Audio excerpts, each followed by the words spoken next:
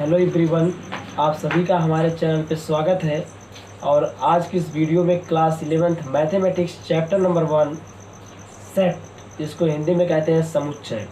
तो चलिए देखते हैं कि सेट क्या होता है और सेट के अंदर हमें क्या क्या चीज़ें समझनी है, उस चीज़ के बारे में आज हम लोग डिस्कस करेंगे। तो चलिए शुरू करते हैं।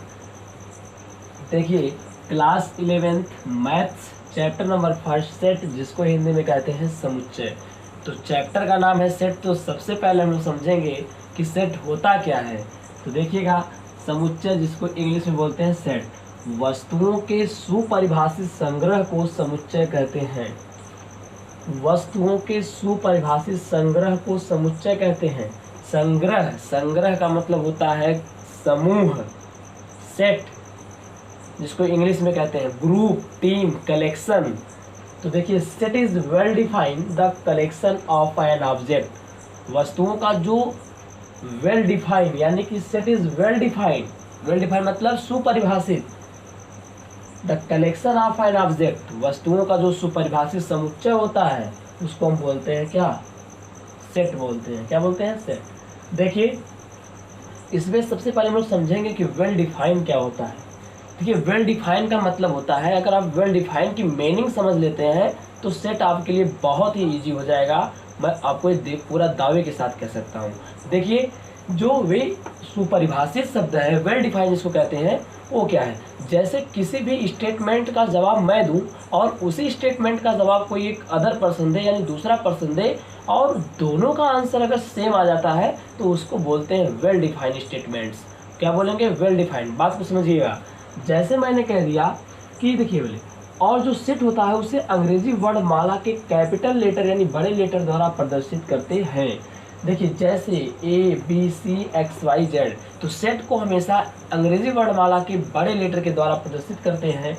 जैसे अंग्रेजी वर्णमाला के स्वरों का समुच्चय, और हम जानते हैं कि अंग्रेजी वर्णमाला जो होते हैं उनमें स्वर क्या होते हैं, ध्यान से समझिएगा।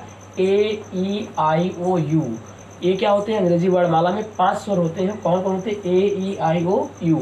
और इस स्वरों का क्या है? सेट है, समुच्चय है। तो समुच्चय को हमेशा करली ब्रैकेट का मतलब मिडिल ब्रैकेट के अंदर, मझले कोष्ठक के अंदर लिखते हैं।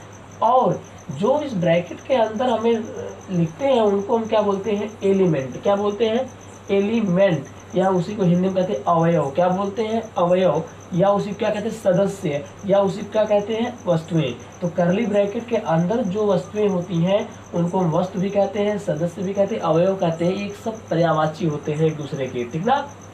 अब देखिए, समुच्चय के अवयवों को अंग्रेजी वर्णमाला के छोटे अक्षरों के द्वारा प्रदर्शित करते हैं। हाँ, मैंने बताया कि जो सेट होता है उसको अंग्रेजी वर्णमाला के कैपिटल लेटर ABCXYZ एक कैपिटल लेटर से प्रदर्शित करते हैं। बट जो सेट के अंदर, इस करली ब्रैकेट के अंदर जो वस्तुएं होती हैं, जो एलिमेंट्स होते हैं, जो अवयव होते हैं, जो सदस्य होते हैं, उनको हम क्या करते हैं? अंग्रेजी वर्णमाला के छोटे अक्षरों से, यानी कि सेट को बड़े लेटर से और उसके अंदर जो एलिमेंट्स होते हैं उसे स्मॉल लेटर से डिनोट करते हैं।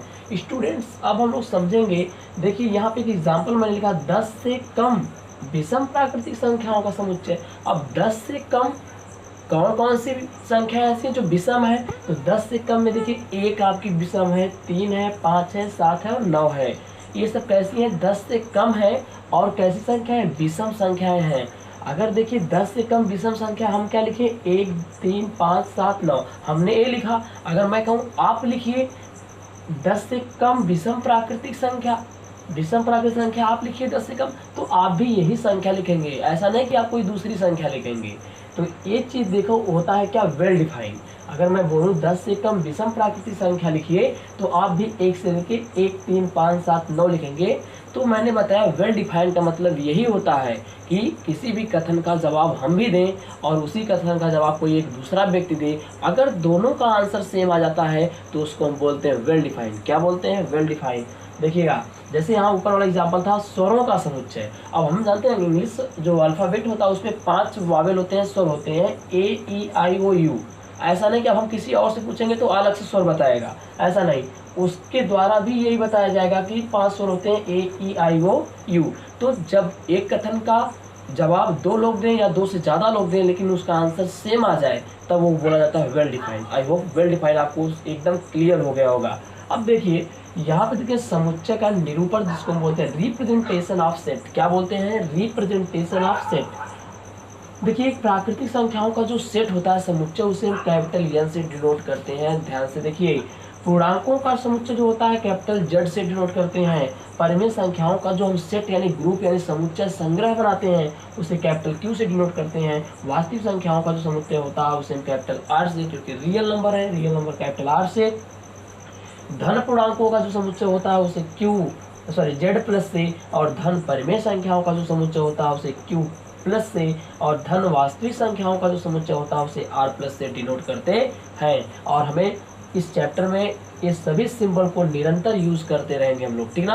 अब ध्यान से समझिएगा। अब मैं बताऊंगा आपको मस्ट इम्पॉर्टेंट नोट, इस चीज को हमेशा ध्यान दीजिएगा। इस सेट को वेरी सिंपल, बहुत ईजी बनाएगा। आप ध्यान से समझिए कि क्या है, कुछ शब्द जो वेल डिफाइंड नहीं होते हैं। अब कौन सा ऐसे वर्ड है जो वेल डिफाइंड नहीं होते हैं, सुपरिभाषित नहीं होते हैं। देखिए जैसे मैंने बोला यहाँ पे इंटेलिजेंट, क्या बोला मैंने? इंटेलिजेंट, जिसको हिंदी में कहते हैं बुद्धिमान। देखो बुद्धिमान जो है वह वेल डिफाइंड वर्ड नहीं होते हैं। आप इसको याद रखिए, बहुत हेल्प करेगा। वेल डिफाइंड क्यों नहीं है देखिएगा।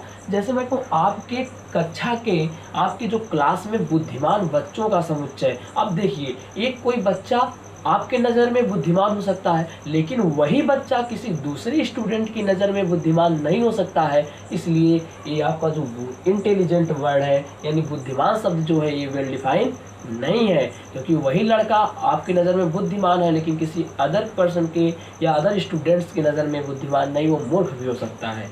अब बात को समझिए, ब्यूटीफुल जिसको हिंदी में कहते हैं सुंदर। जैसे आपकी कक्षा के 5 सुंदर लड़कियों का समुच्चय। अब देखो सुंदर लड़कियों का समुच्चय, तो ये देखो वही लड़की किसी दूसरे को देखने में सुंदर लग सकती है और क्या पता किसी एक अन्य स्टूडेंट को देखने में सुंदर नहीं भी लग सकती है।